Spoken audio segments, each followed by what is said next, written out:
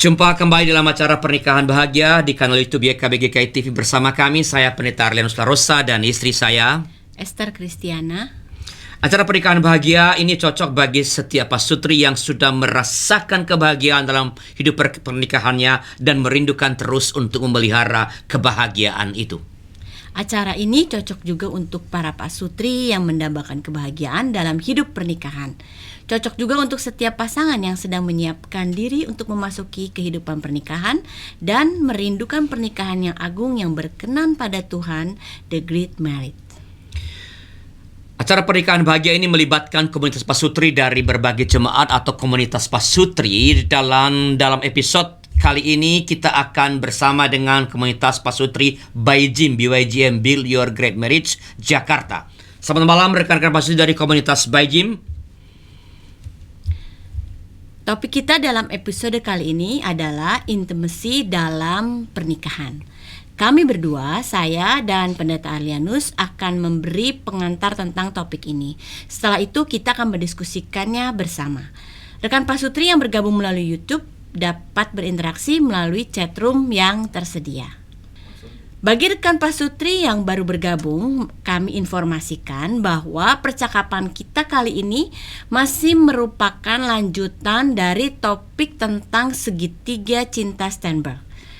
Kami telah menjelaskan bahwa intimasi pasangan suami istri mesti dilandasi oleh dan dikembangkan berbarengan dengan intimasi dengan Allah. Intimasi dengan Allah akan mengokohkan pembangunan intimasi dengan pasangan. Ya, sebelum kita lanjut masuk dalam percakapan kita, mari kita berdoa. Tuhan, kami bersyukur padamu karena pada saat ini Tuhan kembali berikan kesempatan kepada kami untuk kembali belajar bersama dalam rangka semakin meningkatkan kualitas relasi kami sebagai suami istri sesuai dengan kehendak Tuhan. Kami ingin memperbincangkan intimasi di antara kami dan mohon Tuhan yang menolong kami supaya percakapan-percakapan kami ini berjalan dengan baik dan dengan demikian memberi berkat dalam kehidupan kami. Terima kasih Tuhan, pimpinlah percakapan kami pada malam ini. Dalam nama Tuhan kami, Yesus Kristus. Amin. Rekan pasutri, intimasi pasangan suami istri mesti dilandasi dan dikembangkan barengan dengan intimasi dengan Allah. Seperti yang telah disebutkan tadi. Kami akan menjelaskan terlebih dahulu konsep dasar dan inti dari intimasi. Intimasi adalah rasa terikat, lekat, dan perasaan dekat dalam sebuah hubungan. Intimasi dalam relasi tidak datang dengan sendirinya. Seperti yang telah kita bahas dalam topik segitiga cinta, intimasi sama seperti dua komponen cinta lainnya, yaitu komitmen dan passion, dapat mengalami penurunan jika tidak ada usaha untuk memperkuatnya atau membangunnya. Membangun intimasi dalam relasi suami istri dimulai dari konsep dasar tentang kebersatuan dan pemahaman yang tepat tentang inti dari intimasi itu. Berbasis pada konsep dasar tentang kebersatuan dan pemahaman tentang inti dari intimasi, direncanakan dan dibangunlah intimasi itu. Kemudian diwujudkan secara rutin sehingga terbangun habit of marriage. Nah, kami akan mulai penjelasan tentang kebersatuan ini dengan mengutip Kejadian pasal 2 ayat 24 yang berbunyi demikian. Laki-laki akan meninggalkan ayah dan ibunya dan bersatu dengan istrinya sehingga keduanya menjadi satu daging. Saya ulangi, laki-laki akan meninggalkan ayah dan ibunya dan bersatu dengan istrinya sehingga keduanya menjadi satu daging. Satu daging berarti satu hakikat. Tentu dengan perbedaan-perbedaan yang ada di antara keduanya. Menjadi satu dengan demikian menghargai perbedaan. Tepatnya menghargai keunikan masing-masing, keunikan yang ada di antara suami dan istri, di antara keduanya. Dalam diri manusia, Allah memberikan keinginan, Allah memberikan kerinduan, hasrat yang besar untuk menjadi dekat seorang dengan yang lain, untuk menjadi intim seorang dengan yang lain. Ya, dalam hal ini kita bicara tentang seorang laki-laki dan seorang perempuan. Laki-laki dan perempuan bahkan berani meninggalkan ayah dan ibunya. Ya, laki-laki dan perempuan bahkan berani meninggalkan ayah dan ibunya. Dua orang yang menjadi penyebab kelahiran, yang membuat ia atau mereka dapat bertumbuh, membuat keberadaannya sampai sekarang ini dalam dunia ini, ia berani meninggalkan itu demi menjadi dekat, demi menjadi intim dengan pasangannya. Ini berarti Allah telah memberi modal dasar yang sangat memadai bagi pasangan suami istri untuk menjadi intim, untuk mengembangkan keintiman itu, untuk menjaga keintiman itu. Maka setiap pasangan suami istri yang telah dipersatukan punya peluang yang sangat besar untuk menjadi intim. Ya, suami istri yang telah dipersatukan oleh Allah punya peluang yang sangat besar untuk menjadi intim. Tidak ada alasan bagi suami istri untuk tak lagi intim.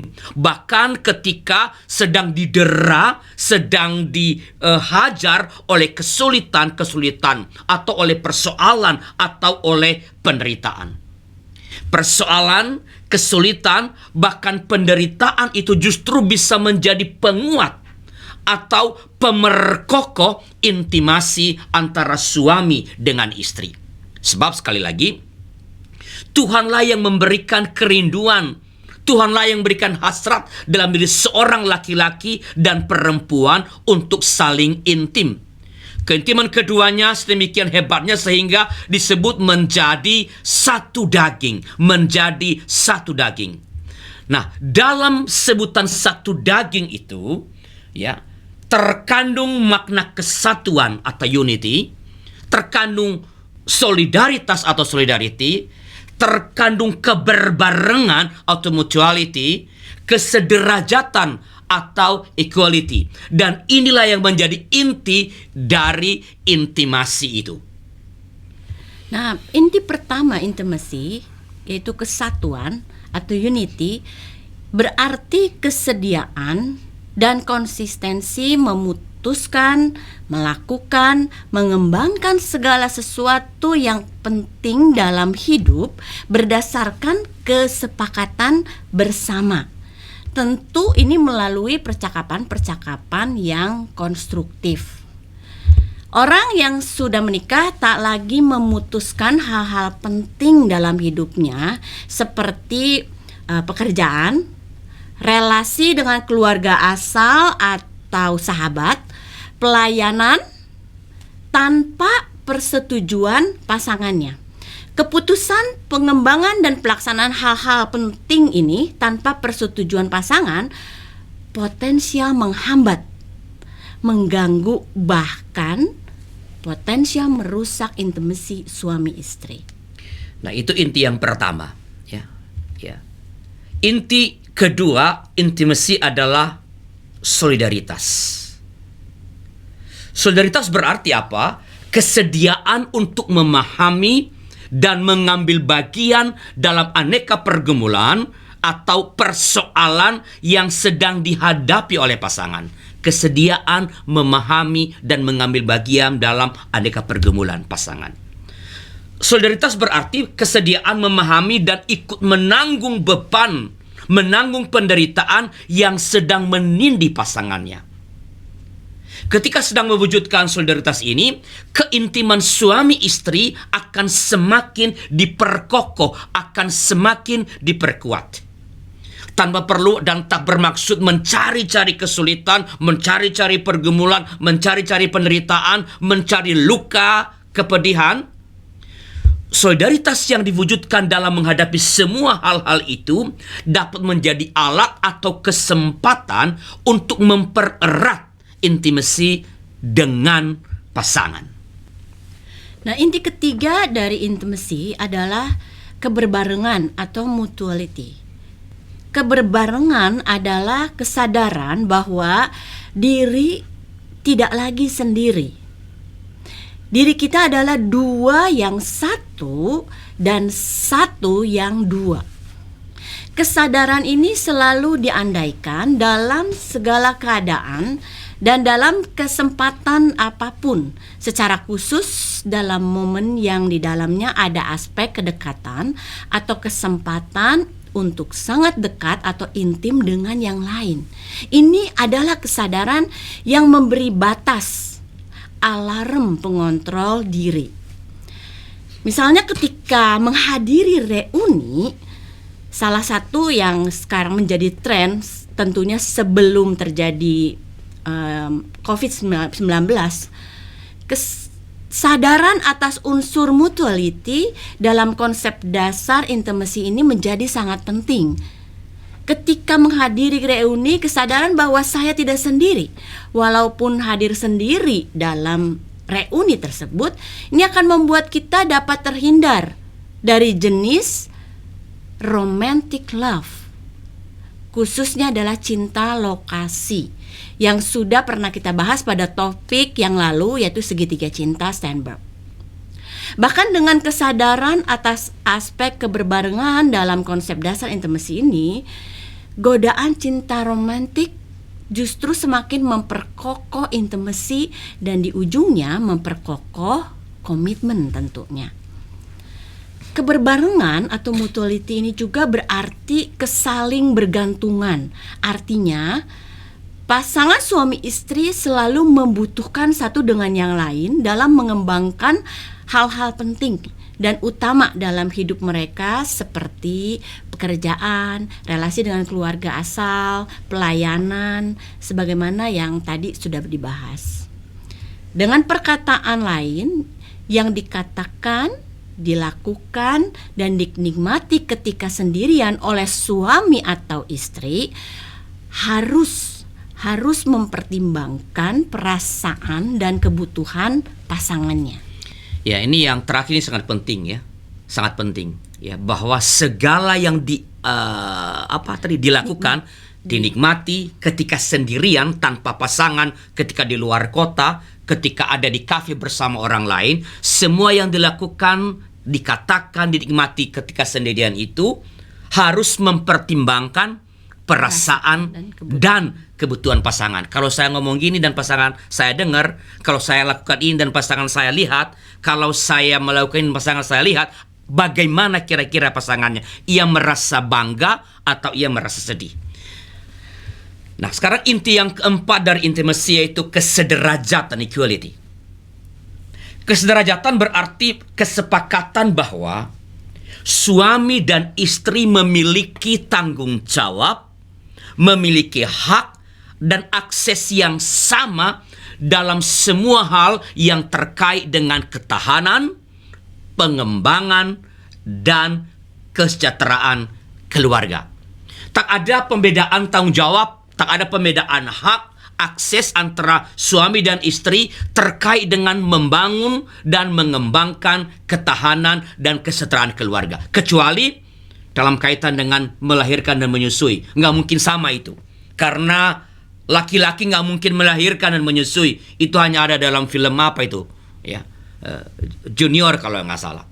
Jadi hal-hal yang berkaitan dengan mendidik anak, memasak misalnya, ya, adalah tanggung jawab bersama. Demikian juga halnya dengan usaha pemenuhan kebutuhan dan pemanfaatan aset-aset serta harta keluarga. Itu adalah tanggung jawab dan hak suami dan istri. Nah, dari penjelasan ini maka intimacy suami istri terlihat atau diwujudkan melalui kesungguh-sungguhan dalam menghadirkan atau mewujudkan kesatuan, unity, solidaritas, keberbarengan, dan kesederajatan antara suami istri. Rekan pasutri, penjelasan kami hentikan sejenak untuk mendengarkan pesan-pesan berikut ini.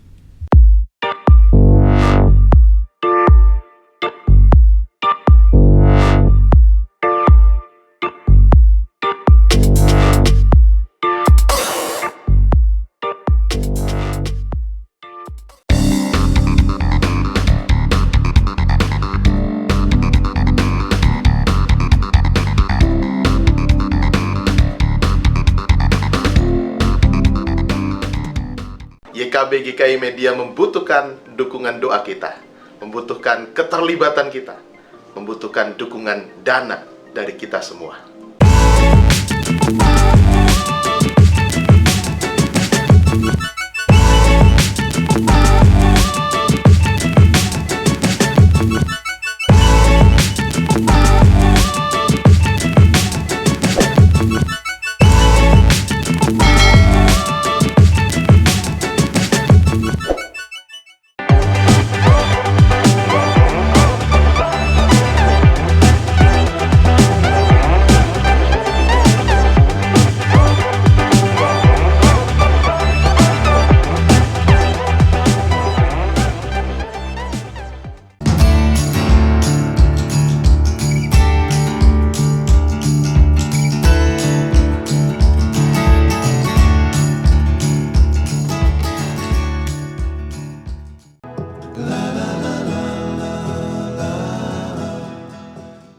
Rekan Pak Sutri, terima kasih masih bersama kami dalam acara Pernikahan Bahagia, dan kita melanjutkan penjelasan tentang jenis atau kategori intimacy. Nah, setelah dari kita membahas tentang 4 inti dari intimacy, sekarang mari kita masuk pada jenis atau kategori dari intimacy. Ternyata intimacy itu banyak, ada 5 kategori. Mari kita lihat 5 kategori intimacy itu, yaitu yang pertama, emotional intimacy. Yang kedua, intellectual intimacy. Ada physical intimacy. Ada experimental intimacy. Ada spiritual intimacy. Ada 5 kategori. Mari kita bahas satu persatu, mulai dari emotional intimacy. Emotional intimacy ini ditandai oleh perasaan yang nyaman, aman, dan kepercayaan yang tinggi kepada pasangan. Emotional intimacy ini terjadi ketika kita dapat mengungkapkan perasaan kita kepada pasangan, baik secara verbal maupun tulisan. Rasa aman, nyaman, dan kepercayaan penuh ini akan terbangun ketika dalam relasi ada kesatuan, solidaritas, keberbarengan, dan kesederajatan. Emotional intimacy ini menyehatkan batin kita dan membuat kita semakin mampu mengendalikan emosi. Mengapa? Karena kecerdasan emosi diawali dari pengenalan, penerimaan, dan tentunya mengungkapkan emosi dengan sehat. Nah, sekarang kita masuk pada bagian kedua, intellectual intimacy. Intellectual intimacy. Intellectual intimacy adalah atau ditandai oleh keberanian mengungkapkan dan kesediaan mendengarkan pandangan atau pendapat kepada dan dari pasangan. Ya, kesediaan atau keberanian mengungkapkan perasaan kepada pasangan, pandangan kepada pasangan, dan kesediaan mendengarkan pendapat atau pandangan dari pasangan. Intellectual intimacy ini tumbuh ketika dalam relasi terjadi pertukaran pemikiran. Ini tidak mesti mempercakapkan hal-hal yang berat, yang sulit, tetapi mempercakapkan hal-hal yang sesuai dengan minat masing-masing, minat suami, minat istri. Hal-hal berat seperti masalah ekonomi, misalnya bagaimana resesi ekonomi terjadi, masalah sosial politik, dan hal-hal ringan seperti informasi tentang film, tren baju yang sedang berkembang, ya, tanaman, ya, kiriman foto atau gambar, syair lagu, ya, pertandingan olahraga adalah bahan-bahan yang dapat diperbincangkan oleh suami istri untuk mengembangkan intellectual intimacy, memberi pandangan tentang hal-hal entah yang berat seperti masalah politik tadi atau tentang hal-hal yang ringan. Ya, misalnya ketika habis nonton, ini kan saya ingat pada episode keberapa ini Pak Cindar dan Bu Lince bilang mereka memanfaatkan waktu selama COVID ini untuk nonton drama Korea. Ya, memperbincangkan, mendengarkan pandangan pasangan tentang apa yang sedang ditonton atau yang barusan ditonton. Itu sarana untuk mengembangkan intellectual intimacy. Intellectual intimacy ini berpengaruh positif pada pengembangan diri masing-masing. Semakin berani kita mengungkapkan pikiran kita dan pada saat yang sama mendengarkan pikiran pasangan, ini akan menolong kita dalam mengembangkan diri kita masing-masing, mengembangkan pasangan kita masing-masing. Nah, masuk pada physical intimacy. Physical intimacy ini terjadi ketika kita berdekatan secara fisik, seperti bergandengan tangan, memeluk, mencium. Cara dan tempat mengungkapkan physical intimacy ini berbeda antara pasangan, bisa berbeda antara pasangan yang satu dengan pasangan yang lain. Ada pasangan yang mungkin memiliki physical intimacy yang ditunjukkan walaupun ada bersama dengan orang lain. Tapi mungkin juga ada yang dilakukan hanya ketika berdua. Kedua hal ini tidak membuat yang satu lebih baik daripada yang lain, karena intimacy bersifat pribadi dan eksklusif. Rasa aman dan nyaman penting bagi kedua belah pihak. Physical intimacy terjadi ketika kita berdekatan secara fisik, seperti tadi yang telah disebutkan ya, bergandengan tangan, mencium, dan memeluk. Kita masuk pada experiential intimacy. Ya. Experiential intimacy terjadi ketika kita melakukan aktivitas atau kegiatan bersama, seperti olahraga bersama, memasak bersama, merancang renovasi rumah bersama, dan masih banyak lagi hal-hal atau aktivitas yang dapat dilakukan bersama-sama. Membersihkan rumah, ya, misalnya juga bisa menjadi cara membangun experiential intimacy. Membersihkan rumah bersama jika dilakukan dengan senang hati, dengan happy, dengan gembira, dan tidak melulu hanya sebagai tugas yang memang harus dikerjakan, harus diselesaikan, itu bagian saya, itu bagian kamu. Jika bukan sekedar sebagai pelaksanaan tugas, ini dapat menjadi bagian dari proses yang mendekatkan diri dengan pasangan. Ini bisa menjadi bagian dari usaha untuk membangun experiential intimacy. Yang terakhir, spiritual intimacy. Spiritual intimacy adalah aktivitas yang dilakukan bersama dalam memperjuangkan nilai-nilai hidup yang berdampak bagi orang lain.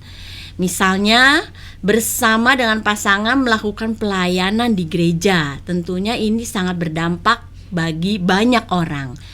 Misalnya lagi, bersama dengan pasangan mengumpulkan dan memilah sampah di rumah. Hal-hal yang sederhana, tapi ini berdampak bagi lingkungan. Misalnya lagi, bersama dengan pasangan membuat proyek sosial, menolong sekelompok orang atau beberapa orang yang sedang kesusahan. Atau bisa juga bersama dengan pasangan mendampingi pasangan yang lain yang memerlukan pendampingan. Atau masih banyak lagi yang bisa dilakukan yang berdampak bagi orang lain. Itu meningkatkan spiritual intimacy. Nah, sekarang setelah kita tahu kelima kategori intimacy ini, kemudian muncul pertanyaan bagaimana membangun intimacy.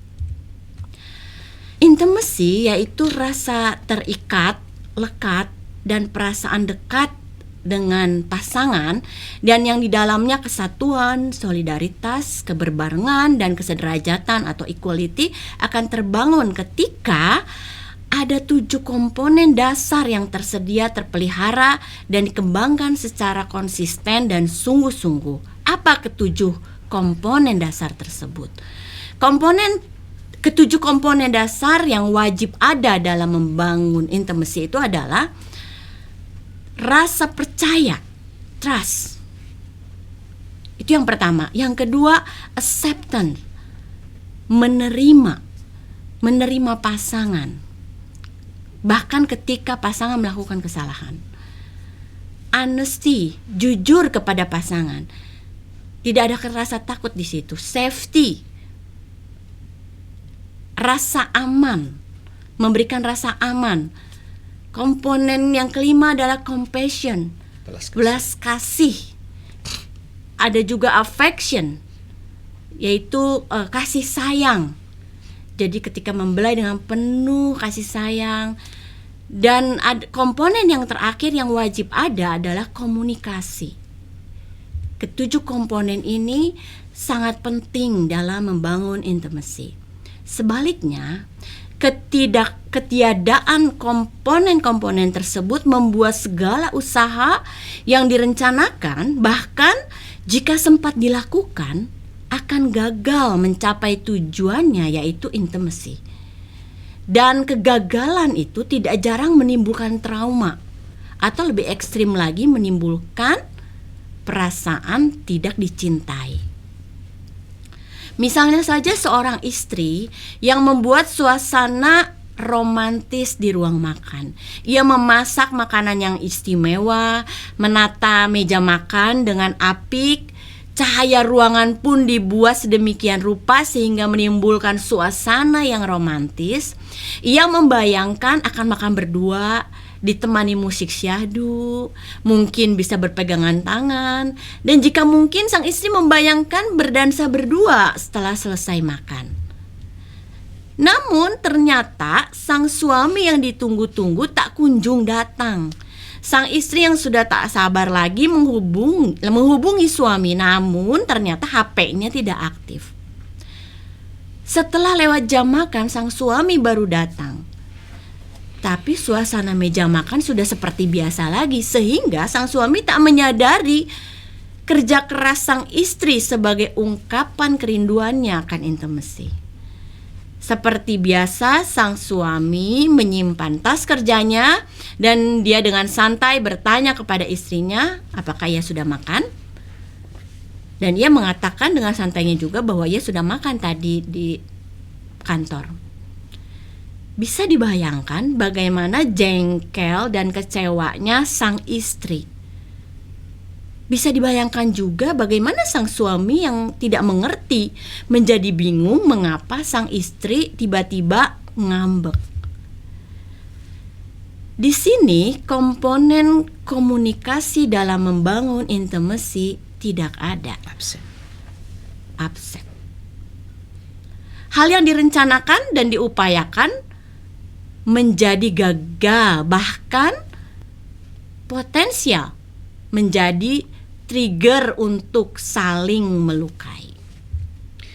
Nah, bagaimanakah penjelasan rinci tentang ketujuh komponen dasar membangun intimasi itu? Bagaimana secara konkret membangun dan mengembangkan komponen dasar itu?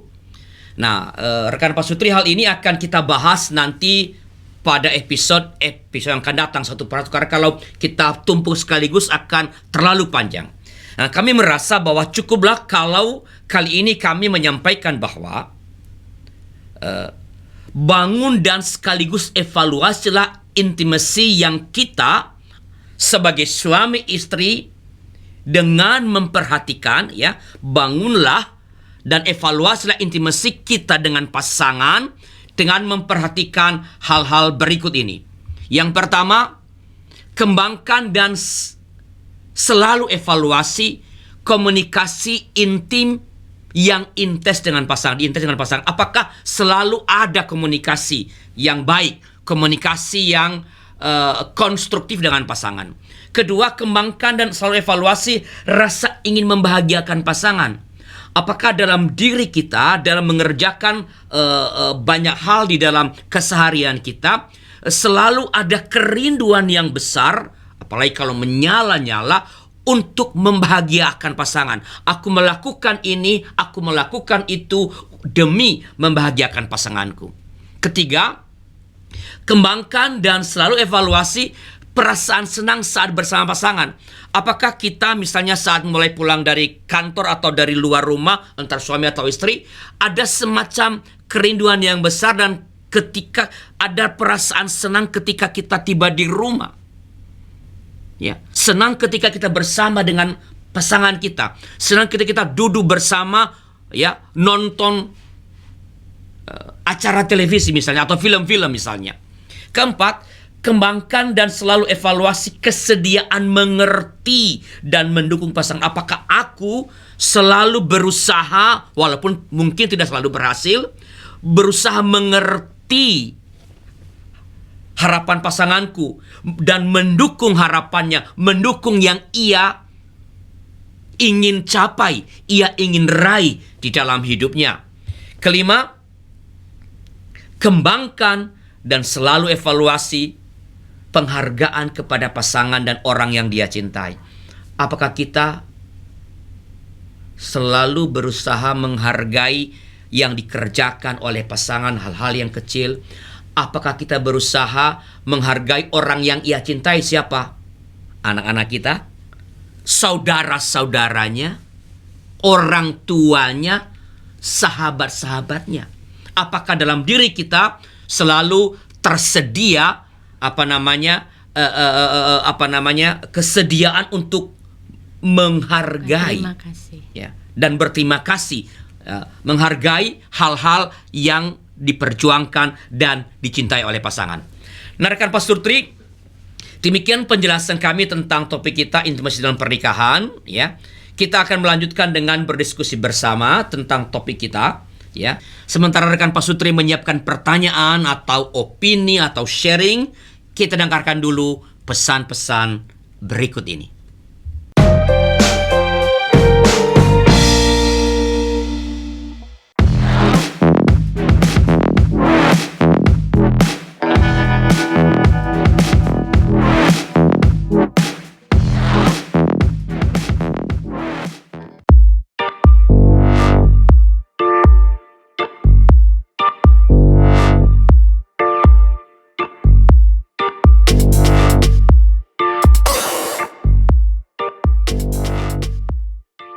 YKB GKI Media membutuhkan dukungan doa kita, membutuhkan keterlibatan kita, membutuhkan dukungan dana dari kita semua.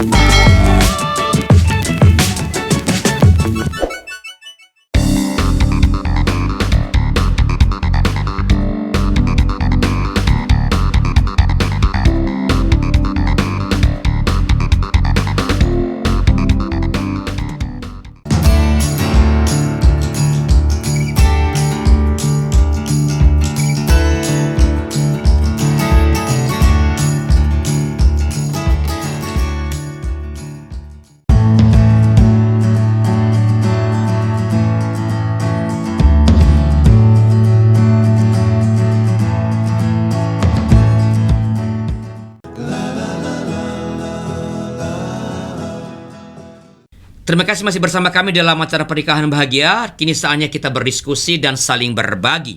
Rekan Pasutri yang bergabung melalui YouTube dapat menyampaikan pertanyaan atau sharing melalui chat room yang sudah tersedia. Silakan Pak Niko. Kapan kita bisa mengembangkan yang 5 itu?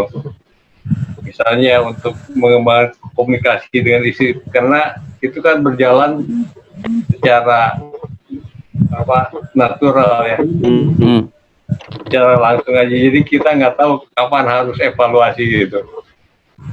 Oh, jadi apa tadi, mengembangkan komunikasi, rasa ingin membahagiakan, begitu. Kapan mau evaluasinya begitu, Pak? Kan evaluasi kan nggak mesti harus pakai di gereja kan, Pak? Evaluasi. Nggak usah pakai form evaluasi kan, anggaran berapa kan, nggak mesti.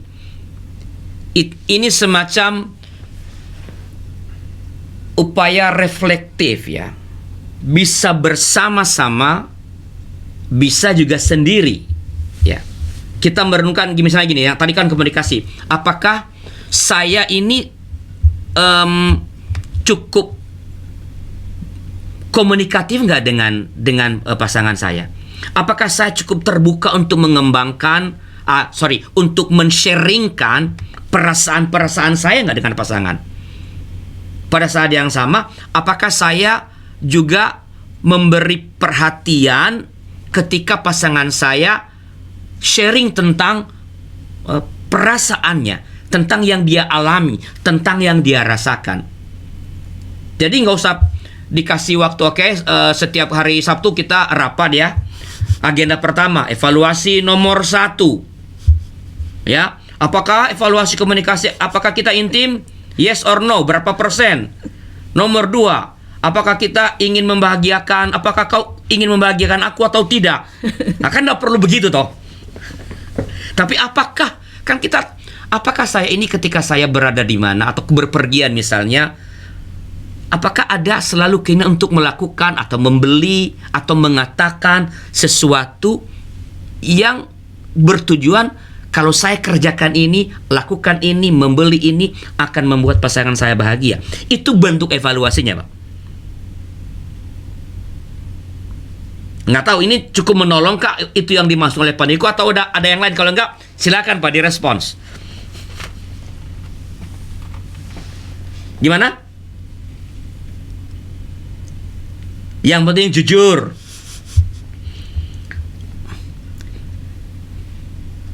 Wah, ini tuduhan yang berat ini sebenarnya. Apakah Bapak Yuswanto bersedia dituduh seperti itu, bahwa laki-laki itu suka tidak jujur?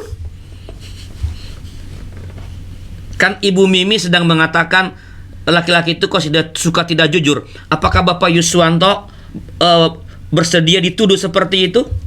Jadi Ibu Mimi udah dibantah ya. Itu asumsi. Karena yang jujur atau tidak jujur itu tidak berjenis kelamin.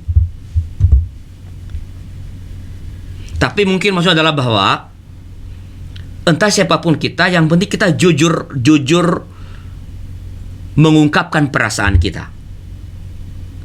Jujur bukan berarti segala sesuatu juga harus diceritakan. Tidak menceritakan sesuatu bukan berarti tidak jujur kan. Kalau semua diceritakan nggak cukup waktu. Tapi hal-hal yang kalau tidak diceritakan akan mengganggu relasi, itu mesti jujur disampaikan. Ya, oke. Ada yang lain lagi? Gimana Pak Niko? Gimana Pak Bu Nitina?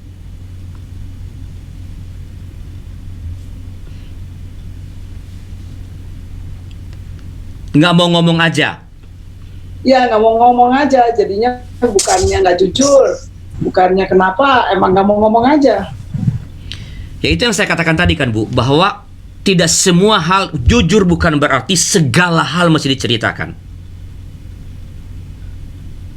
Tapi kalau itu, kalau yang tidak saya ceritakan ini, dan andaikan suatu saat pasangan saya mengetahui, dan apalagi kalau ia tahu dari orang lain, dan itu akan membuat mengganggu keintiman kami, saya harus ngomong.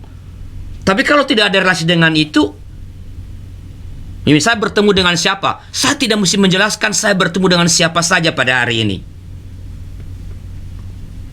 Tidak perlu. Tapi kalau saya berjumpa dengan orang yang potensial, kalau ia tahu menimbulkan misalnya cemburu, salah sangka, maka saya harus cerita. Jadi nggak mesti segala sesuatu diceritakan karena sekali lagi tidak semua yang kita katakan juga membangun intimasi, bisa merusak malah mengganggu intimasi kita. Ya. Dan mungkin juga kalau misalnya pasangan kita nggak mau atau nggak bisa ngomong sama kita, mungkin itu kita perlu berevaluasi juga ya. Apakah kita memberi rasa aman tadi, yang komponen-komponen tadi.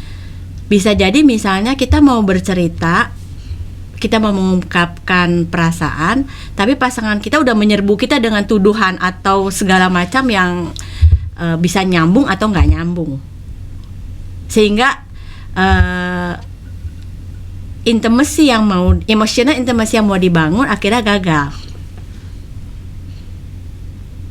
Dan kegagalan itu bisa menjadi trauma untuk membangun kembali dan atau bahkan bisa membuat rasa sakit hati ya. Luka. Membuat luka. Jadi ketika pasangan kita tidak ngomong, bisa karena memang tidak ada yang perlu dikatakan, atau bisa juga Trauma. kita tidak memberikan rasa nyaman dan aman kepadanya. Karena kan tadi komponennya ada rasa aman, ada safety di situ. Itu komponen penting untuk bisa mengungkapkan. Oke. Ada yang lain? Pak, mau lanjutin. Tadi kan juga seperti yang Pak Niko bilang, ini kan materinya sih bagus ya Pak, cuma memang pada prakteknya kan sulit. Kita sama-sama juga lagi berusaha. Terutama salah satu kategori nih Pak yang intimasi secara fisik. Contohnya bergandengan tangan. Nah, kalau kita pernah pulang ke Kupang nih Pak. Di sana tuh secara fisik untuk pergi ke gereja aja, yang suami pergi duluan, istri baru belakang. Posisi duduk juga posisi duduk juga nggak berbarengan. Berbeda dengan kita di Jakarta datang duduk bersama. Nah itu juga mungkin budaya kali ya Pak. Jadi kadang-kadang saya rasa semua perempuan kali ya, bukan istri kali ya. Kadang-kadang kan juga pengen menunjukkan secara fisik, oh iya ini pasangan saya, orang yang saya cintai. Mungkin sekedar pegang tangan juga sesuatu yang mungkin sesuatu yang diinginkan para wanita kali ya, gitu. Nah itu bagaimana mengatasinya gitu loh. Maksudnya kalau dari kebiasaan, mungkin tadi kan Ibu bilang komunikasi. Nah, kalau seandainya tidak ada komunikasi, gimana? Itu Pak. Ya, jadi yang pertama gini, tadi kan udah disampaikan juga oleh Ibu Esther gini. Physical intimacy itu ekspresinya yang satu dengan yang lain tidak selalu harus sama. Itu yang pertama dulu. Juga soal lokus, tempat. Ada pasangan-pasangan yang dimanapun mereka tanpa rasa canggung itu berlaku mesra seorang dengan yang lain. Pegangan tangan, berpelukan. Tapi ada pasangan-pasangan yang hanya melakukan itu karena konsep tertentu, misalnya tradisi tertentu, hanya melakukan itu pada tempat-tempat yang private. Ketika berada di rumah, itu no problem. Karena intimacy itu bukan untuk dipamerkan kepada orang lain, ya, bukan itu tujuannya. Bahwa kita melakukan itu di hadapan publik juga no problem, bagus itu bagi yang biasa seperti itu. Tapi tidak harus diperlihatkan kepada publik. Itu yang pertama. Yang kedua, yang dikatakan Yuli tadi soal tradisi, memang itu benar. Kami beberapa kali pulang ke Nias. Ya, kita sudah, kalau kami di rumah keluarga, hanya di rumah keluarga besar kami, nggak apa-apa, Esther bisa duduk di samping saya, bisa memperlihatkan apa namanya intimacy, ya, bisa duduk di pangkuan saya. Kalau hanya di rumah keluarga saya, adik dan kakak saya. Tapi begitu kami keluar dari situ, misalnya di keluarga besar para sepupu, itu sudah tidak lagi. Karena keluarga-keluarga para sepupu misalnya punya konsep yang berbeda. Dianggap berlebihan kalau seperti itu. Ya. Ke gereja kalau di kampung juga sama. Dia dengan adik-adik dan kakak saya perempuan perginya, saya dengan yang laki-laki. No problem dengan itu.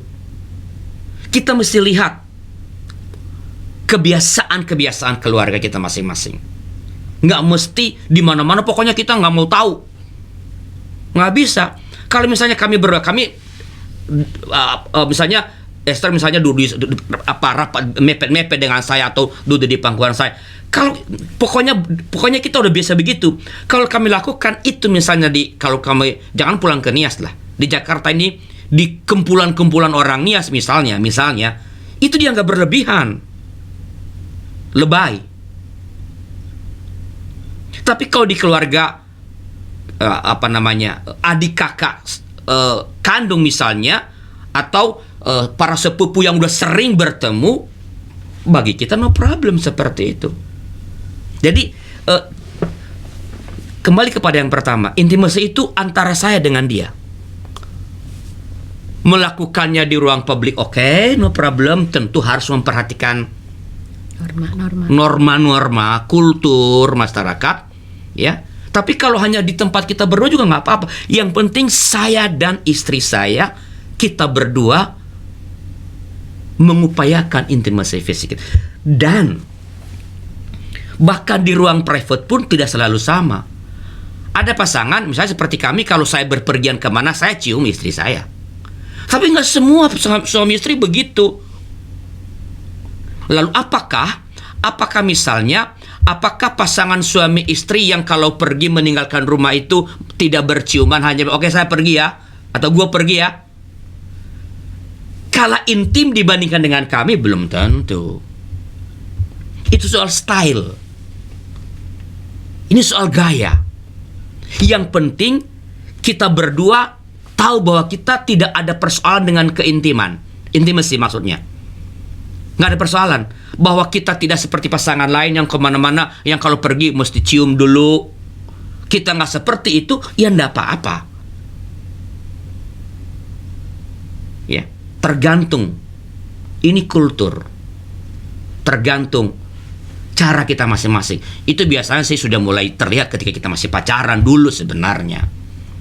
Walaupun sekali lagi tadi Yuli mengatakan, maksudnya ini Esther yang ngomong gini, hampir semua perempuan ingin ya diperlakukan dengan ingin dicium atau dipegang, bahkan di depan, sekali-sekali di depan teman-temannya juga ingin dia diperlakukan ini orang istimewa dalam hidup saya, ya. Oke. Kan tadi ada aspek komunikasi kan? Sampaikan padanya, saya senang, bukan lu ya. Kalau di tempat orang lu kayak bukan siapa-siapa gua. Bukan. Saya senang kalau sekali-sekali kalau ketemu teman, mau kamu gandeng saya kayak sekali-sekali. Apakah dia melakukan apa tidak itu soal lain. Dia yang memutuskan, bukan aku. Aku kan cuma minta. Aku cuma berharap. Boleh dong berharap. Apakah dia memenuhi atau tidak? Itu. Kalau dia tidak penuhi pun, ya sudah. Itu keputusannya. Kan tidak ada gunanya dia melakukan tapi sebenarnya bukan dari hati. Begitu ya, lu mau tambahin nggak? Ya bisa juga ketika berkomunikasi nggak pakai komunikasi secara verbal. Misalnya kalau tak merasa nggak nyaman, karena intimasi itu terkait dengan rasa aman dan nyaman. Jadi kalau salah seorangnya itu nggak aman dan nyaman, itu biasanya sulit mengalami intimasi. Jadi ketika ingin mengungkapkan bahwa saya pengen digandeng nih kalau jalan gitu, kita bisa tarik tangan pasangan kita, kemudian kita gandeng. Nggak perlu kita bilang aku mau digandeng. Tapi kalau misalnya dia merasa nggak nyaman gini, ketika banyak orang kemudian dia melepaskan, ya udah kita lepas gitu. Berarti itu nggak nyaman buat dia. Jangan ngotot. Ya kan. Karena sekali lagi yang tadi Pak Leonis bilang, intimasi itu bukan pertama-tama untuk ditunjukkan kepada orang lain, tetapi untuk dirasakan berdua dengan pasangan. Ya gitu yuk. Ya, berarti artinya tuh menyesuaikan dan komunikasinya ya Bu ya. Jadi mengungkapkan. Ya. Mungkin tidak membandingkan dengan orang lain itu akan menolong. tapi lebih fokus pada gaya pasangan kita sendiri. Karena kalau kita membandingkan, pasti ada aja yang berbeda. Kita membandingkan dengan orang lain, tapi lebih baik kita fokus kepada gaya pasangan kita, gaya kita. Terima kasih Bu, terima kasih Pak Rani. Sama-sama. Yuk, ada lagi? Ini Widi, Lisa. Tadi saya ngomong-ngomong soal Nias, nih Widi, Lisa tahu persis bagaimana orang di sono itu, ya. Ini ada satu juga Ibu Herlina, ponakan saya, tahu persis bagaimana itu. Ya, kalau di keluarga, ya dia tahu. Kita harus menempatkan diri dengan tepat, nggak boleh lebay. Oke. Pak Cindar atau Pak Niko? Oh, Pak Immanuel. Pak Immanuel Budi Dharma, ayo Pak. Iya, ini yang saya hadapi juga di jemaat. Kadangkala kesibukan yang suami dan istri itu berbeda. Ya, sama-sama bekerja, yang satunya bisa kadangkala di luar kota dan membuat mereka kurang komunikasi dan seterusnya. Lalu itu satu. Lalu yang kedua, satunya masih simpatisan, atau kalau ke gereja hanya kalau Natal atau momen-momen tertentu. Nah, ini membuat juga sulit untuk bisa mereka bersatu, sehingga kadangkala terjadi hal-hal yang yaitu tadi cinta segitiga dan seterusnya. Bagaimana itu, Pak? Bu. Oh, maksudnya karena berada di tempat yang berbeda, lalu ada orang ketiga maksudnya? Ya, akhirnya seperti itu. Jadi ada orang ketiga yang membuat masalah. Gitu. Karena kurangnya intimasi, karena jarak begitu. Karena jarak dan juga karena kesibukan. Intimasi secara spiritualitasnya tidak ada bersama-sama. Lalu kemudian akhirnya mereka ada yang jatuh ke sana. Ya. Jadi yang sedang dikatakan oleh Pak Pendeta Immanuel sebenarnya ini menunjukkan apa yang tadi kami jelaskan, bahwa ketika kita tidak berusaha, intimasi kan mesti dibangun, ya. Ketika intimasi, entah intimasi emosional, intelektual, fisikal, pengalaman eksperiensial atau spiritual itu tidak kita bangun dengan baik, tidak kita usahakan dengan sungguh-sungguh secara sadar, maka ketika ada pihak lain yang masuk menunjukkan rasa aman, perasaan, memberikan rasa aman, atau kalau tadi kita misalnya bicara mengenai yang saya katakan pada bagian akhir tadi soal bagaimana upaya memberi kebahagiaan, mendukung, mengerti perasaan, ya, pasangan kita, maka relasi kita, intimasi kita sebagai suami istri memang rapuh, gampang guncang, gampang berpindah ke lain hati. Mengapa? Karena kita nggak punya fondasi. Jadi intimasi ini, Pak Immanuel, bisa dilihat pada episode yang lalu sebenarnya, segitiga cinta Steinberg, itu satu dari 3 sisi dari cinta, ya. Komitmen, kita udah bicarakan juga, ya, komitmen, lalu intimacy, dan nanti kita akan bicara mengenai passion, ya. Jadi ketika tidak ada usaha yang sungguh-sungguh untuk membangun komponen dasar dari cinta ini, maka memang betul yang dikatakan Pak Emmanuel tadi, orang lain gampang masuk. Tapi kalau komponen ini termasuk intimasi itu kita bangun dengan baik, kita selalu, walaupun berada di tempat yang jauh, kita menunjukkan rasa sayang kita, tetap mensupport pasangan yang ada di rumah atau pasangan yang sedang berada di luar, Meskipun kita berada di tempat yang berbeda, ya, tadi kan ada keberbarengan ya. Walaupun saya di tempat yang berbeda, saya di luar kota, tapi saya selalu merasa saya adalah satu yang dua, dua yang satu. Maka tidak mudah orang lain menyusup ke dalam relasi kita. Justru ketika komponen dasar cinta ini, yang pada salah satunya malam kita bahas, intimacy, tidak ada, kita tidak membangun dengan baik, ya tinggal dicolek sama orang lain, Pak. Ya. Yang ini loh, Pak. Maka saran saya adalah, ya itu mesti dirangkul pasangan, disupport pasangan-pasangan yang seperti ini. Komunitas seperti kita ini, by Jim ini gunanya mensupport ketika kita tahu mereka rapuh, ya, rapuh untuk gampang disusupi oleh orang lain, kita mesti merangkul mereka. Gimana Pak Iman? Ada tadi mau ngomong apa? Ya, yang persoalannya itu pasangannya itu kadang belum, ya bisa dikatakan Kristen, tapi sebetulnya juga apa ya, masih belum rutin ke gereja. Dia apa ya, kayak orang, ya pokoknya intinya enggak benar-benar religius juga, enggak punya spiritualitas yang cukup bagus. Nah, itu yang persoalannya. Satunya sebetulnya cukup kuat itu. Misalnya yang ke gereja itu cukup kuat. Cuma persoalannya mereka mungkin ya belum tahu yang 5 intimasi ini.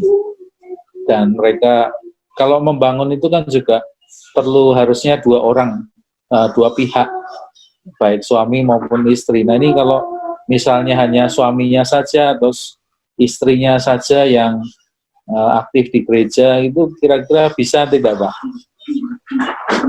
Ya, sebenarnya kan ada banyak aspek tadi ya. Jadi kalau kita bicara sebenarnya mengenai apa tadi, Spiritual.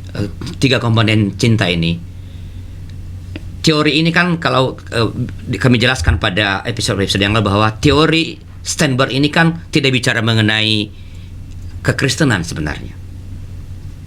Ya, tapi kita lihat ini komponen penting yang kita beri basis teologis. Jadi membicarakan intimacy itu tidak mesti orang Kristen.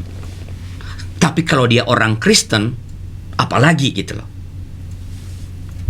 Bagi orang yang bukan Kristen juga, intimacy ini penting.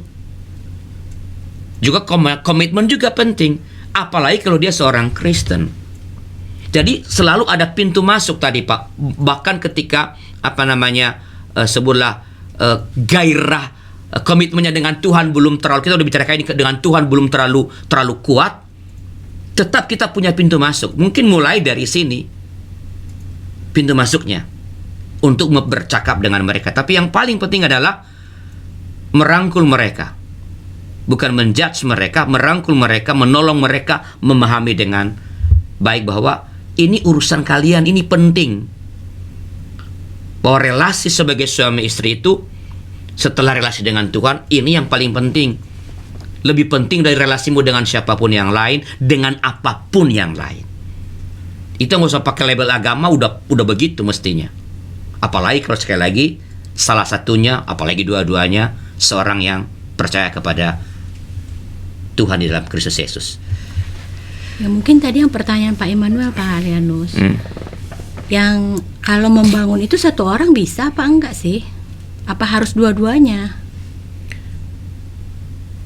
Ya, jadi gini, ada satu prinsip teman-teman yang kalau di By Jim ini saya sering mengatakan gini, untuk Membangun. merusak, menghancurkan pernikahan dibutuhkan 2 orang, dan 2 orangnya 2 orang gila. Sedangkan untuk mempertahankan pernikahan diperlukan cukup 1 orang. Kalau 2 orang, apalagi ya, intimacy dalam pernikahan membutuhkan 1 orang. Apalagi kalau Dua-duanya. 2 orang. Tadi kan Ibu Esther memberikan contoh. Kalau saya kaku, dia ingin bergandengan tangan kalau berpergian, saya kaku gini aja, kan ndak mesti saya yang menggandeng. Kalau dia ingin itu, dia bisa menggandeng tangan saya. Satu orang berinisiatif. Kalau dua-duanya senang berpegangan tangan ketika berpergian, apalagi satu orang saja cukup. Untuk menghilangkan intimasi perlu 2 orang gila. 2 orang yang tidak peduli pada relasi, baru intimasi hilang. Kalau masih ada 1 orang yang care, concern, peduli pada relasi, intimasi akan terbangun. Bahwa jalannya lebih susah, lebih berat dibanding dengan kalau dua-duanya, ya pasti. Begitu Pak Iman. Atau teman-teman yang lain boleh membantu juga sharing tentang ini. Pak, mau nanya lagi. Ya. Yang intellectual intimacy itu apakah hanya sekedar berbeda pendapat atau kadang-kadang kan memang kita juga suka beda pendapat gitu, tapi apa bagian juga dari misalnya kadang kan beda wawasan, beda pendidikan. Nah, bagaimana itu membangun secara intelektual kalau misalnya beda pendidikan? Itu aja Pak. Ya. Ya, kalau intelektual intimacy ini nggak mulai dari beda pendapat, tapi lebih pada pertukaran informasi. Bahwa nanti di situnya ada perbedaan pendapat mungkin, tapi bukan itu. Tapi misalnya kayak tadi tentang olahraga nih, ada pertandingan olahraga, kita cerita, oh ini pertandingan olahraga ini seruin begini, kita cerita nih, sehingga istri atau suami kita mengerti apa yang kita sedang gandrungi atau sedang senangi. Itu yang hal-hal yang ringan. Atau misalnya hal-hal yang lain yang misalnya kita mau ceritakan, ini bagus nih, misalnya ada di WA nih, ada informasi-informasi apa, kemudian kita ngobrolin tentang itu. Itu ada pertukaran informasi dari yang tidak tahu menjadi tahu, atau dari yang tahu sedikit menjadi lebih tahu lagi. Atau bisa jadi tahu tapi tahunya berbeda, sehingga terjadi perbedaan pengetahuan. Saya tahunya A kok, ini tahunya B. Kemudian muncul terbangun diskusi. Nah, itu perbedaan pendapat. Jadi kalau intellectual intimacy ini tidak berfokus pada perbedaan pendapatnya, tapi pada pertukaran informasinya, pertukaran pengetahuan. Karenanya tadi Pak Arianus kan bilang intellectual intimacy ini ketika dibangun itu akan membantu terjadinya pengembangan diri. Karena wawasan menjadi bertambah. Gitu ya. Ya, jadi kalau tidak bisa dihindari bahwa terkadang ada perbedaan tadi yang Yuli mengatakan, kalau berkaitan dengan misalnya tadi intellectual intimacy, perbedaan wawasan, perbedaan pendidikan. Bukan hanya bisa perbedaan tingkat pendidikan, bisa perbedaan wawasan, ilmu misalnya, ya. Nah, justru bagaimana perbedaan itu dengan komunikasi satu dengan yang saling bersedia mengungkapkan yang saya pikirkan dan mendengarkan yang ia pikirkan, sehingga terjadi pertukaran dan pengembangan. Ada hal-hal yang ia tahu dan saya tidak tahu. Ia punya pengetahuan yang lebih mengenai itu. Ya, saya kasih contoh. Beberapa hari yang lalu saya misalnya diminta untuk menangani sebuah case. Ini berkaitan dengan psikologi dan pendidikan. Saya tentu belajar itu. Tapi saya tahu di rumah saya ada orang yang ngerti. Kalau pendidikan, Esther lebih ngerti dibanding saya. Dia jurusannya itu. Psikologi ada anak kami. Ada Alvin. Saya bertanya kepada mereka berdua, kalau begini kira-kira seperti apa? Kesediaan mendengarkan, kesediaan bertanya itu satu dengan yang lain. Ya, atau kalau misalnya lagi persiapan sekolah minggu, lalu dia tanya ke saya, lagi mau nyiapkan apa ini, bantu para remaja, ini tafsirnya bener nggak nih? Saya bilang, gitu aja kamu nggak ngerti, baca dong. Ya, tapi ini, benar nggak kalau saya memandang ini seperti ini? Alkitab teks ini benar nggak kalau saya tafsir begini? Ada pertukaran, ada kesediaan, keberanian mengungkapkan, walaupun boleh jadi salah loh nanti dia ngomong.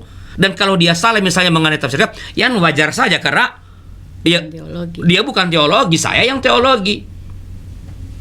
Wajar saja kalau dia salah. Bahkan saya yang belajar teologi pun bisa aja salah juga membacanya. Keberanian mengungkapkan dan kesediaan mendengarkan. Kalau ini ada, ya, yang tentu berbasis pada cinta, maka perbedaan-perbedaan itu tidak akan menjadi persoalan justru. Karena tidak ada yang akan melakukan judgment, menghakimi, ngenyek, menghina. Lu bodoh amat sih. Ya, justru itu bagaimana? Apalagi kalau kita ada perbedaan nih. Saya doktor, dia lulusan SMA, bisa loh. Tapi kalau dari awal kita sadar mengenai ini, sebenarnya kita perlu mengajak pasangan kita untuk berkembang. Ayo belajar. Mengapa dia harus belajar? Ya kalau dia nggak belajar, nggak ada keintiman intelektual, saya lama-lama malu ngajak Esther kemana-mana juga. Nanti kalau ketemu teman saya, dia ngomong nyeletuk, ngawur lagi. Itu istri siapa sih? Mengurangi yang lain. Tapi intimasi intelektual itu membuat bangga. Saya bisa, tanya kalau itu tanya istri saya aja. Mengapa saya berani mengatakan itu? Karena kami berdialog, berani bertanya, berani membantah juga. Ya. Begitu Yuli. Jadi no problem mengenai perbedaan itu. Justru harus dijembatani. Itu namanya intellectual intimacy. Keberanian mengungkapkan pikiran dan kesediaan mendengarkan pandangan. Itu dia kuncinya. Oke. Terima kasih buat Esther. Ya. Ada lagi? Pak David? Ya Pak. Silakan Pak, silakan. Nanya juga sebagai kesaksian juga Pak. Saya mau nanya yang pertama kembali lagi masalah soal cinta Pak. Sedangkan saya sudah dijelaskan sama Bapak cinta itu begini. Tapi setelah saya cernakan, kok dulu saya nggak ada merasakan cinta gitu dengan istri saya. Nah, itu satu. Tapi sampai sekarang ini satu kesaksian 43 tahun. 43 emangnya, 43 tahun berumah tangga. Memang banyak sekali permasalahan, pergumulan, dan problem-problem seperti Ibu Grace tadi cerita. Tapi nggak seruat itu Pak, menurut saya. Yang saya hadapi sekarang ini muncul masalah baru di rumah tangga kami berdua. Munculnya kenapa? Ada ingin benar sendiri, egois.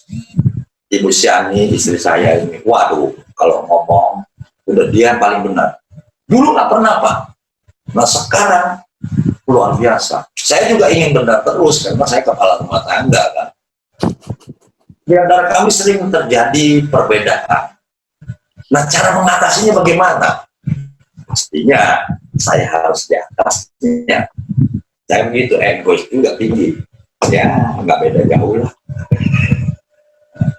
Ya. Akhirnya cernakan dengan sendiri tanpa berdua. Karena kalau berdua selalu konflik. Ujungnya itu nggak ketemu jalan keluar. Akhirnya dia sendiri, saya sendiri. Saya pendapatnya begini, ya sudah, kamu yang benar Damang, aku yang salah Damang. Ketemu lagi, diskusi lagi masalah anak. Ya sudah, kamu yang benar.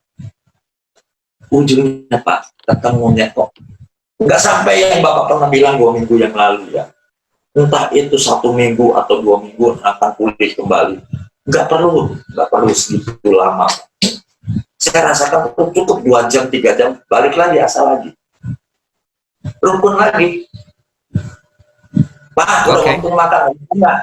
Ayo, makan di meja makan berdua, ngobrol lagi. Nah, yang jadi polemik ini kita singkirkan. Saya singkirkan. Ngomong masalah baru lagi, masalah anak, masalah baju. Saya nangkap. Nah, jadi nggak itulah.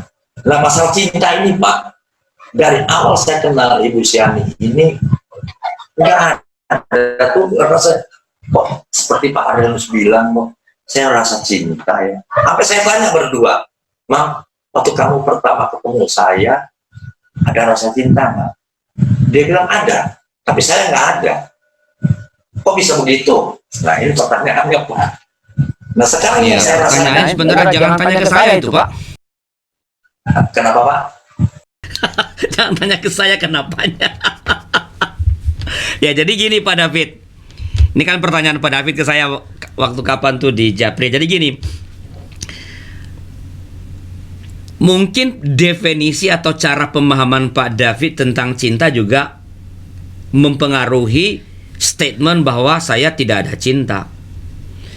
Kalau ambil yang simple nih ya Pak, cinta itu punya 3 komponen: komitmen, intimacy, passion. Komitmen kan ada udah 43 tahun. Cuman Pak David nggak ngaku aja sebenarnya. Kemarin kami baru nonton film apa itu? Kita nonton film, kita lagi gandrung film-film Indonesia nih supaya menghargai karya anak bangsa. Jadi apa tuh film kemarin? Filosofi kopi. Bukan filosofi kopi, ada apa namanya? Toko mantan. Oh, toko mantan. Toko barang mantan. Oke. Ada seorang laki-laki tuh begitu. Dia punya pemahaman yang beda tentang cinta. Sehingga dia nggak pernah bilang I love you. Tapi ia cinta sebenarnya. Oke? Gengsi ya, Pak. Gengsi, persis. Ya, ini Pak David, ini begini Pak. Kalau saya lihat Pak David 43 tahun menjaga komitmen. Ya, ada intimasi, berusaha memahami. Tadi ya udahlah Mam, yang walaupun masih ya udahlah. Tapi kemudian nggak sampai 2 minggu, 3 jam udah ngobrol lagi akrab. Itu apa namanya? Kalau bukan cinta, masa mau gabung sama orang yang tadi bilang merasa paling bener aja itu? Mana mau tinggal sama orang seperti itu? Kalau tidak ada komitmen, tidak ada cinta. Jadi sebenarnya walaupun Pak David bilang nggak ada cinta, menurut saya sih mungkin benar Ibu Siani. Ya, mohon maaf malam ini saya membela Ibu Siani begitu ya. Ya, itu karena Pak David mungkin itu karena Pak David gengsi, nggak mau ngaku bahwa ada cinta. Kalau nggak ada cinta gimana nikah, gimana 43 tahun? Ya, ada film lain, film Hollywood mengatakan yang orang mengaku cinta aja jarang ada bertahan 10 tahun. Tapi ketika 43 tahun bisa bertahan, nggak mungkin tanpa cinta. Tapi mungkin ada cara pemahaman yang berbeda dari Pak David, sehingga belum sampai pada, nggak apa-apa Pak. Yang penting Ibu Siani merasakan bahwa Pak David mencintainya. Begitu ya Ibu Siani ya? Saya perlu detailin Pak, kalau boleh saya cerita lagi. Pada saat itu, jujur saya bukannya gengsi Pak. Sekarang ini saya bukannya cinta, karena kasih. Ya, atau sayang barangkali Pak. Bukan sayang juga. Perbedaan antara cinta dengan kasih memang apa Pak? Berlanjut. Pada akhirnya itu kasih. Ya iya, sama toh, kasih, cinta, sayang, love. Lain. Betul, itu persoalannya tadi kan. Jadi Pak David punya definisi sendiri tentang cinta. Makanya Pak David bilang saya tidak cinta. Enggak apa-apa. Tetapi yang Pak David sedang lakukan, saya mau mengatakan ini supaya Pak David jangan merasa saya nggak ada cinta. 43 tahun bersama itu adalah bukti bahwa Pak David cinta. Oke ya. Ya, Bu Bu Shani. Maaf Pak, menurut saya pemikiran saya gini, saya setelah ribut sama Pak David gitu, cuma ngelampiasin kesel, jadi selalu apa yang saya ngomong salah. Tapi pada saat waktu jam makan, Pak mau makan ya, udah saya rasanya udahlah, hilanglah cuma ngelampiasin gitu. Saya pikir, kan harus diperpanjang lagi, udah ngobrol lagi. Jadi paling 2 jam udah biasa lagi Pak. Saya nggak bisa itu lama-lama. Aduh, kayaknya gimana ya kalau lama-lama tuh kayaknya nggak bisa nahan gitu, diam begitu. Kayaknya keganjel tuh di hati. Jadi ya ngomong lagi, saya pikir ya udahlah, ngapain sih dia tua jadi tutusan, ribut lama-lama ngobrol lagi gitu aja Pak. Jadi mau ngelampiasin kekesalan doang. Kalau orang Cina bilang keksim Pak. Bener, saya keksim sama ini Pak. Bener keksim 7 turunan. Jadi gini ya. 7 turunan. Yang sedang dilakukan, yang sering dilakukan oleh Pak David dan Ibu Shani itu menurut adalah mengungkapkan perasaan. Tadi perasaan kesal kan. Mengungkapkan perasaan itu sesuatu yang baik. Emosional. Nah, asal perasaan itu tidak mempengaruhi keputusan kita. Dan saya senang mendengarkan tadi dari Ibu Shani dan Pak David juga tadi lagi ngomong keras nih, kamu berasa sebentar sendiri. Oke, itu perasaan. Tetapi segera sesudah itu, nggak sampai berlama-lama 2-3 jam, melayani lagi, makan bersama lagi. Artinya rasa kesal yang sudah terungkapkan itu hilang dan tidak mempengaruhi sikap. Kalau perasaan kesal itu mempengaruhi sikap dan itu berlama-lama, itu memang berbahaya. Tapi kan yang terjadi ya 30 tahun yang lalu begitu. Ya, jadi artinya ini dinamika sebenarnya. Dinamika suami istri yang tidak mesti sama satu dengan yang lain. Jadi saya ingin mengatakan kepada Pak David, bukan tidak ada cinta, tapi mungkin cara memahaminya yang berbeda begitu. Nggak salah juga. Ya, baik, terima kasih sharingnya loh Pak David sama Ibu Shani. Ya, ada yang lain? Terganti sama teman-teman. Terganti Pak. Ada yang lain? Pak Niti senyum-senyumnya dari tadi saya lihat sama Bu Ros ini. Mau mengatakan sesuatu Pak?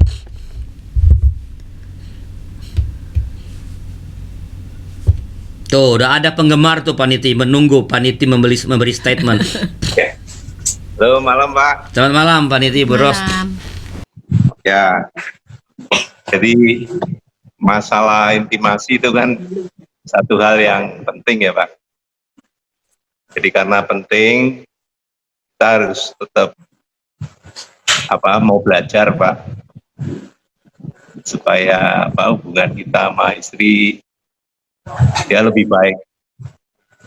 Intimasi ini kan juga ada berkaitan dengan masing-masing orang punya karakter Pak. Ada yang orang punya karakter lebih mudah mengungkapkan kasih sayangnya ke pasangan, ada yang sulit. Kalau dua-duanya mudah ya saya kira akan lebih gampang untuk mencapai satu intimasi yang ditanggapkan. Tapi masalahnya kalau dua-duanya itu sulit mengungkapkan, nah itu mungkin nanti Pak Arlianus bisa memberikan satu tip-tip gimana solusinya. Kalau yang saya alami sendiri itu, saya lebih mudah mengungkapkan hal-hal yang perasaan cinta, perasaan sayang saya kepada istri itu relatif mudah. Nah, kalau istri saya itu untuk mengungkapkan hal-hal kasih sayang secara oral itu dia gagu Pak, agak susah. Ya susah Pak. Tapi saya menangkapnya lain. Justru dari dari perbuatan dia itu saya bisa nangkap kasih sayangnya dari situ. Yang dulu saya pernah bilang harus sederhana, misalnya sering ngisiin tempat minum saya dengan air, kadang juga nyuruh-nyuruh saya makan, ngingetkan ini itu buat saya itu sudah merupakan bahasa kasih gitu. Jadi it's okay buat kami. Dan memang untuk mendapatkan suatu hubungan yang intim itu juga perlu dibangun. Yang kita nggak bisa terus langsung selalu lebih baik, kadang kita ada down-nya, kita ada naik turunnya. Tapi yang penting kita sadar bahwa untuk membangun intimasi itu memang harus diupayakan, harus dibina, harus dipelihara, menurut saya begitu. Terus saya jadi teringat kalau intimasi itu penting. Waktu pranikah itu, bina pranikah itu kebetulan yang mimpin tuh almarhum Pendeta Giriharjo Lukito. Dia juga bilang begitu, dalam rumah tangga itu perlu membentuk intimasi, hal-hal yang sederhana lah. Misalnya kita sering bergandengan, kemudian mengungkapkan kata-kata itu dengan baik. Jadi ya nanti kalau hubungan kita baik itu juga secara akan mengerucut, misalnya di dalam intimasi fisikal, dalam hubungan seks itu juga akan lebih baik. Jadi secara emosi kita akan menjadi lebih ngeblend, lebih baik begitu. Tapi saya juga dari hubungan saya belajar itu bukan satu hal yang mudah, baru aja ya terjadi ini. Tadi Bu Esther kan bilang salah satu contoh apa yang physical intimacy tadi kan, misalnya kita bisa create suatu hal-hal yang romantik di meja makan, misalnya lampunya diredupkan, misalnya saya bilang ke istri saya, lah mbok kamu seperti itu. Nah, jawabnya apa? Dong kamu makan aja ngelihatnya HP terus, ntar malah aku sakit hati katanya. Mulai dibahas. Jadi nggak mudah. Jadi memang perlu disadari dan dibentuk dengan baik. Dan ada hal juga yang merusak intimasi sebetulnya.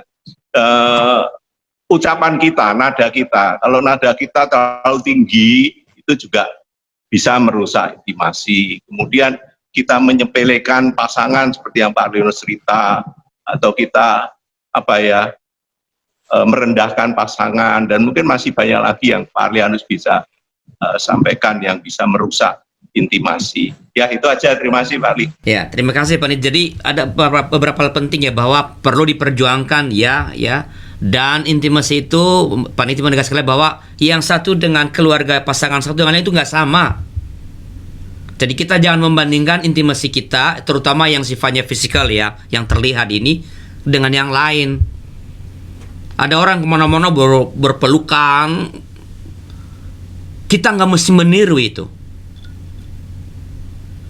Tetapi andaikan salah seorang di antara kita menginginkannya, tinggal mengungkapkan atau lakukan saja sejauh pasangan kita merasa nyaman. Ya.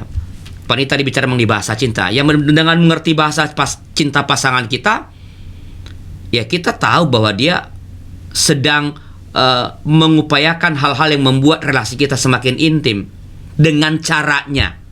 Walaupun sekali lagi kan saya sering mengatakan di grup kita bahwa beri yang ia butuhkan, bukan yang engkau inginkan. Termasuk dalam intimasi. Beri yang ia harapkan, bukan yang engkau inginkan. Aku memberi yang ia harapkan, bukan yang aku inginkan. Aku mau begini, oke, saya boleh ngomong ke dia, tapi saya nggak boleh memaksa dia melakukan dan mau pada hal yang kuinginkan. Aku memberi yang dia harapkan. Saling bertukar seperti itu. Terima kasih Pak Niti. Satu lagi Pak, itu misalnya Pak, dua pasangan itu masing-masing susah mengungkapkan kasih sayangnya ke pasangannya. Itu Pak Arli bisa memberikan saran-saran sebaiknya seperti apa? Oke, jadi saya sebentar berharap tadi Ibu Tina merespons ini ya. Mengapa saya marah Ibu Tina? Karena gini, di awal kita by Jim ini dulu, bukan di awal deh, di beberapa tahun setelah hadir kan, saya selalu mengatakan kan bahwa orang Indonesia itu sangat sungkar mengungkapkan perasaannya. Ya. Bukan orang Timur. Walaupun kita sudah berkatakan saya merasa, tetapi kita tidak ngomong, susah ngomong perasaan. Orang Barat walaupun mereka pakai kata I think atau I don't think so, berpikir, tapi mereka lebih mudah mengungkapkan perasaan mereka. Maka waktu itu Ibu Tina itu menolong dengan memberikan kepada saya itu, nggak tahu masih ingat nggak Ibu Tina, 150 kata perasaan yang didapat dari Taiwan atau dari mana, Presbyterian, saya ya, tapi itu ada. Jadi untuk belajar mengungkapkan perasaan, kita perlu belajar kata-kata perasaan dulu. Saya menyesal, saya senang, saya sedih, saya bangga, saya kecewa. Perbendaharaan kata ini di kita sedikit, karena kita tidak terbiasa diajarkan untuk mengungkapkan perasaan kita. Apalagi laki-laki, nangis saja dilarang. Anak laki kok nangis,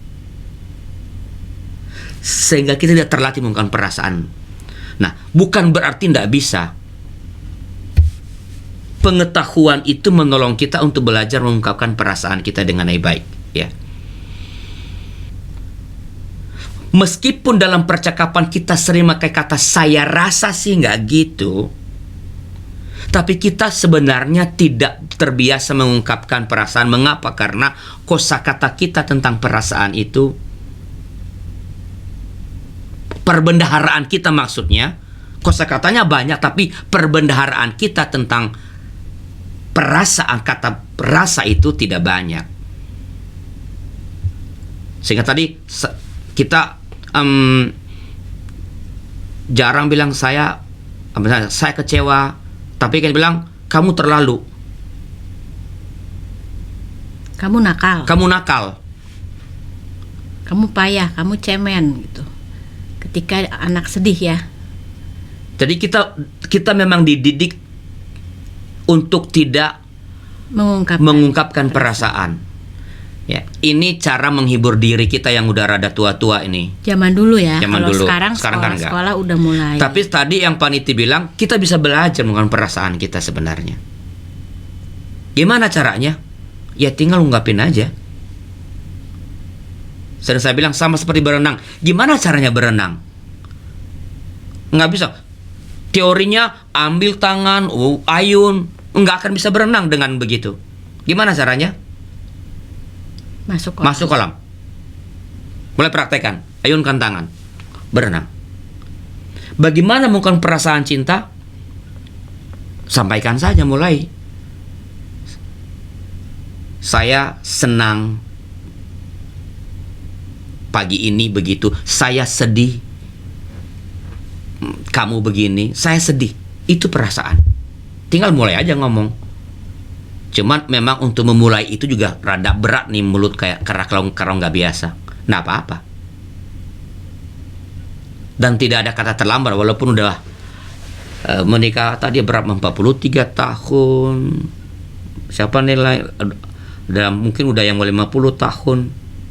Selalu tidak ada kata terlambat untuk mulai belajar.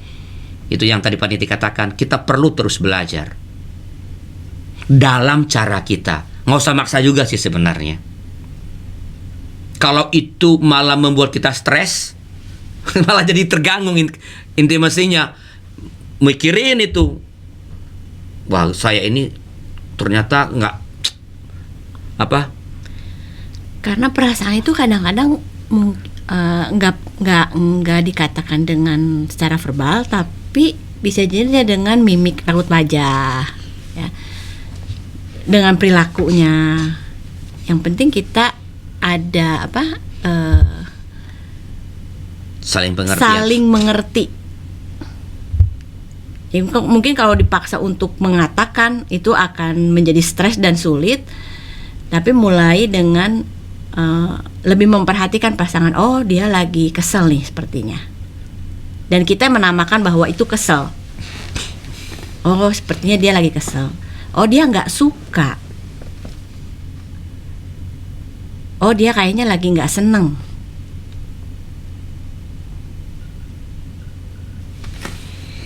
Mungkin itu menolong baik kita maupun pasangan. Jadi mulai dengan mengerti, karena kalau emosi diceritakan tapi tidak dimengerti juga buyar. Berguna. Tidak berguna. Yang tadi kan Paniti sampaikan udah agak jelas, udah jelas sebenarnya. Yang penting Paniti menangkap bahwa ketika Ibu Ros menuangkan air itu, artinya ia sedang mengungkapkan rasa cinta. Nggak perlu kan aku menuangkan air ini sebagai tanda cintaku padamu, kan nggak perlu. Ya, aku apalagi melakukan memijitmu ini sebagai tanda cintaku padamu, kan nggak perlu. Tapi yang penting Paniti kan paham itu. Meskipun Ibu Ros, ya karena itu karakternya tidak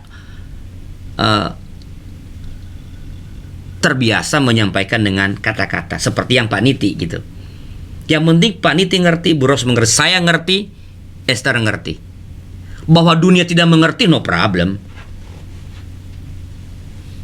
Ini saya dan dia tahu, karena itu intimacy, bukan supaya dunia tahu bahwa kami ini punya tingkat keintiman yang tinggi. Nggak ada pertandingannya. Yang penting saya tahu dan dia tahu. Oke, masih ada lagi? Terima kasih atas kesempatannya. Kalau saya lihat dari pembicaraan awal Pak Arlianus dan Ibu Esther, itu intimacy sangat terkait dengan komunikasi ya Pak. Salah satunya Pak. Ya, kalau kita lihat Pak, kalau sudah seperti saya contohnya Pak, kan kita sudah ada komunikasi community by gym ini dan sering sharing, itu biasanya komunikasi walaupun sulit tapi bisa terkendali lah sampai saat ini. Tapi kalau saya melihat Pak, dari perkembangan anak-anak saya Pak, yang sudah berkeluarga, itu ternyata yang Pak Arlianus ceritakan, ada 5 solusi, tips, itu, kelihatannya sangat sulit dipraktekkan Pak. Karena kan mereka masih belum bermasyarakat seperti kayak kita dengan ini. Ada komunikasi by gym dan lain sebagainya. Jadi kalau kita lihat Pak, masih ada itu loh Pak, masih ada namanya tidak istilahnya tidak tulus mengungkapkannya Pak. Masih ada yang hidden gitu Pak. Nah ini saya lihat perlu juga buat kita memperhatikan Pak, karena saya lihat tuh mereka cerita tetapi ada sesuatu yang masih tidak bisa dikemukakan dengan terbuka. Yang Bapak bilang harus berani mengeluarkan apa isinya. Itu kira-kira gitu Pak. Jadi menurut pendapat saya bagaimana juga kita harus memperhatikan sebagai community ini perlu juga memikirkan hal-hal demikian Pak. Bagaimana pendapat Pak Arlianus dan Ibu Esther? Terima kasih Pak. Ya, saya kira kami sependapat dengan Pak Adi bahwa kita memang tidak boleh berpuas diri ketika kita yang punya komunitas merasa oke, yang tadi kita ngomong itu oke, kami walaupun tidak sempurna tapi kami melakukannya, ya kan? Tapi kita harus, ini kan bagian dari misi ya, kita harus tetap memperhatikan juga pasangan-pasangan lain yang bukan karena tidak mau barangkali, tapi belum mengerti betapa pentingnya perjuangan membangun karir pernikahan ini dengan pengetahuan-pengetahuan. Nah, di acara pernikahan bahagia ini sebenarnya sekarang ini sekali sebulan itu ada kita membahas secara spesifik ini dengan komunitas CIC, Couples in Christ. Itu adalah percakapan-percakapan untuk keluarga yang 10 tahun ke bawah. Ya, itu kerjasama antara YKB dengan Bina Warga. Ya, jadi percakapan antara keluarga muda. Nah, kita berharap pasangan-pasangan muda dapat mulai melirik nih percakapan pernikahan bahagia, paling tidak ketika bersama dengan couples in Christ. Yang berbicara juga bukan saya, ada teman-teman yang lain, ada peneliti yang lebih muda, ada sharing dari pasangan-pasangan yang lebih muda, ya. Jadi saya berharap concern Pak Hadi itu menjadi concern kita bersama, dan kita mengupayakannya, ya, agar pasangan-pasangan muda ini mendapat bekal yang memadai. Perlu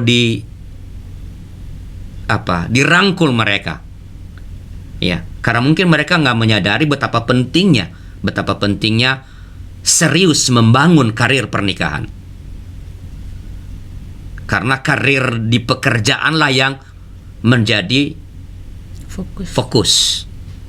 Padahal karir perkawinan itu basis bagi pengembangan karir-karir yang lain sebenarnya. Ya. Terima kasih Pak Hadi pengamatannya dan sharingnya. Ini tugas kita bersama.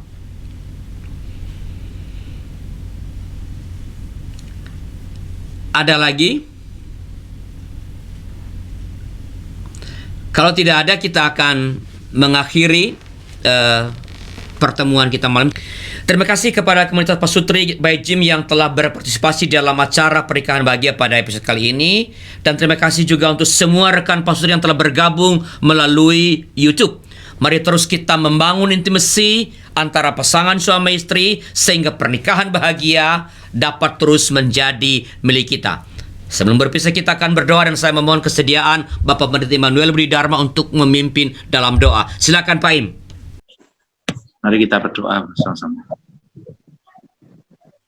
Ya Bapak, kami mengucap syukur untuk materi yang telah disampaikan oleh Pak Alianus dan juga Bu Esther, yang memperlengkapi kami semua untuk kami boleh selalu membangun akan intimasi.